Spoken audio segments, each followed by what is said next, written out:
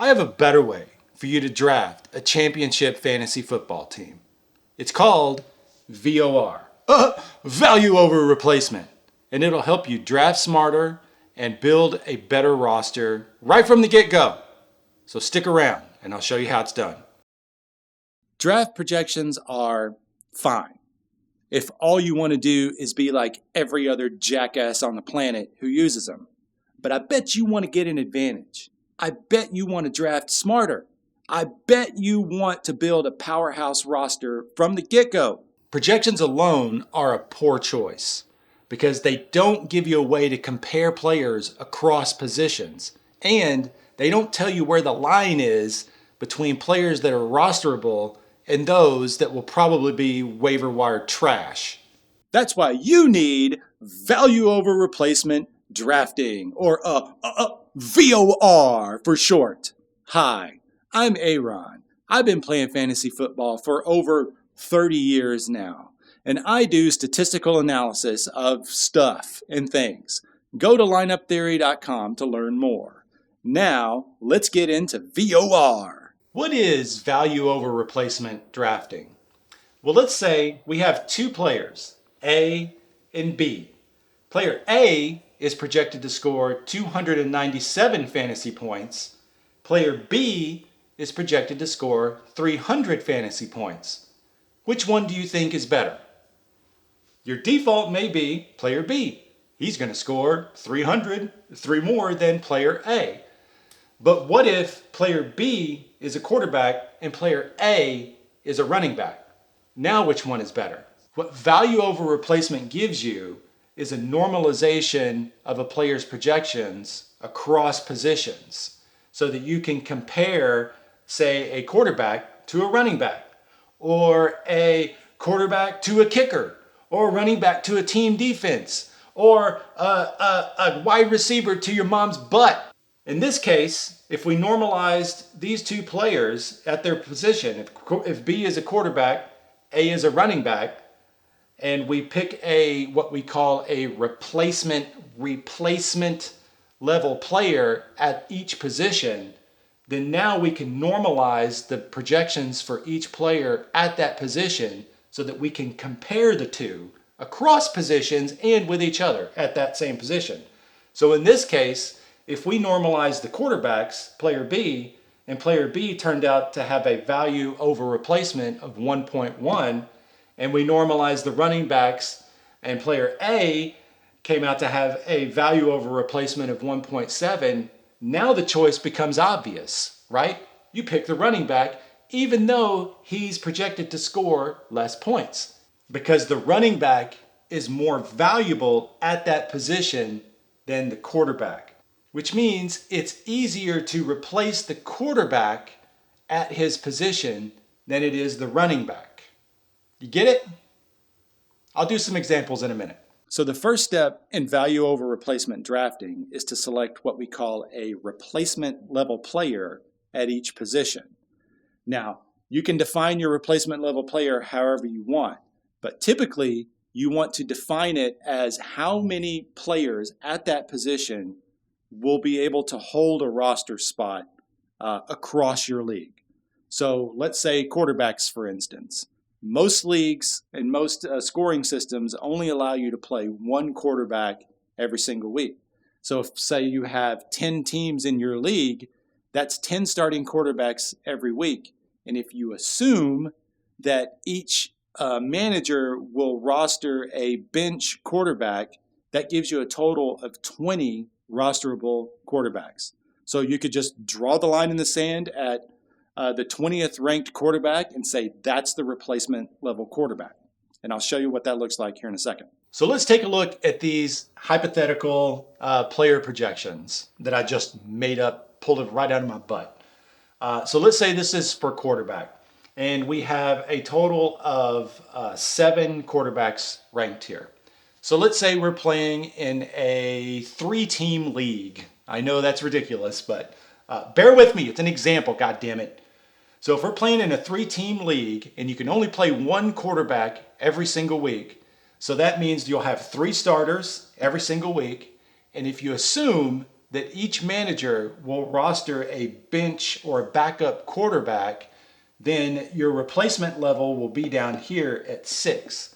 So you have your starters and then you have your bench, and then we could draw the line right here and say that G, player G, is our baseline, quote, replacement level player.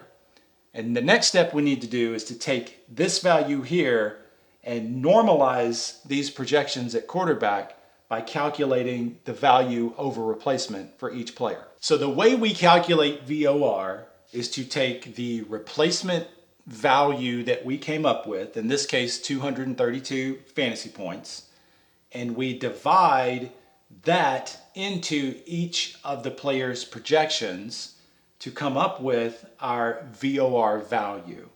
So if you look at the top one here, so this player, player A, is projected to score 301 fantasy points. You divide that by 232, which is our replacement level player, and you get a 1.3. And I've highlighted the ones that are, quote, I'm going to call rosterable quarterbacks in green here. So each of these 6 quarterbacks here are fair game to draft. And this one, the replacement level player, is right on the line. So any value that is greater than 1 is a rosterable player, a draftable player at that position. And anything below that is probably going to wind up as waiver wire trash. So now that we have our VORs calculated, how the heck do we even use them? How do we know how to select the right player where we're in the midst of a draft? The fog of war, when your friends are trying to fart in your face while you're trying to make a goddamn pick. It's a 3-step process. Step 1, draft your starters first. Unless you're in an auction draft, but that's a topic for a different day. Step 2, when it's your turn, select the player with the highest VOR, excluding team defenses and kickers. Save those for last. Step 3, draft your bench players based on the highest VOR. Let's look at an example. Let's say you're in the middle of your draft and it's your turn to make a pick. You need a running back and a wide receiver. So your choices are, the very top of the running back list is a running back that's projected to score 265 fantasy points. At the top of your wide receiver list is a wide receiver projected to score 255 fantasy points. Which one do you pick? You'd assume the running back. No brainer, right? He's going to score more. But let's look at the VOR for each of these to make a determination. Okay, let's say the VOR for your running back is 1.05. Not a rosterable for sure, but still pretty close to that replacement level player.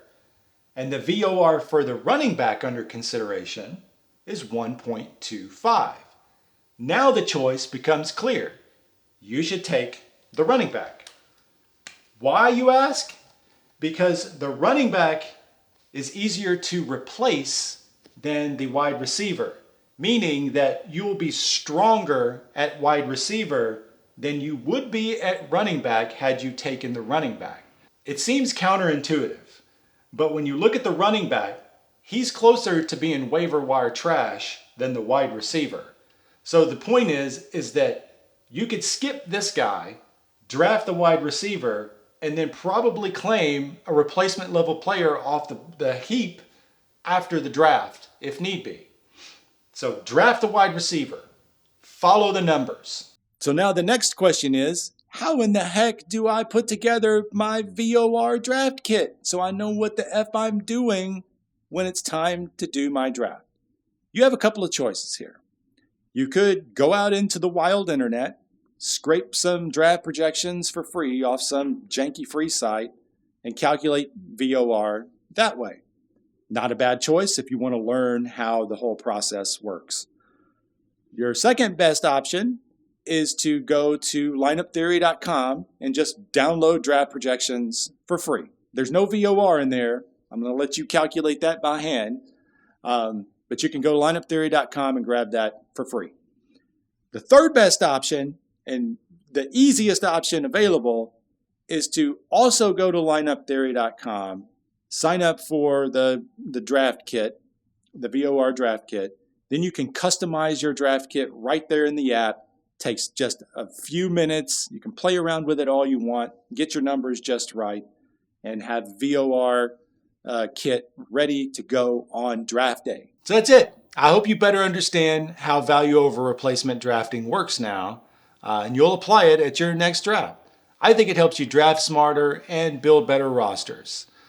Or you could just be like everybody else and just show up with fart-encrusted underwear and try to draft the best team, your favorite players all over the place. You know, you could do that too. But I think you should use VOR. Try it out. I'm Aaron. Thanks for watching. See you next time.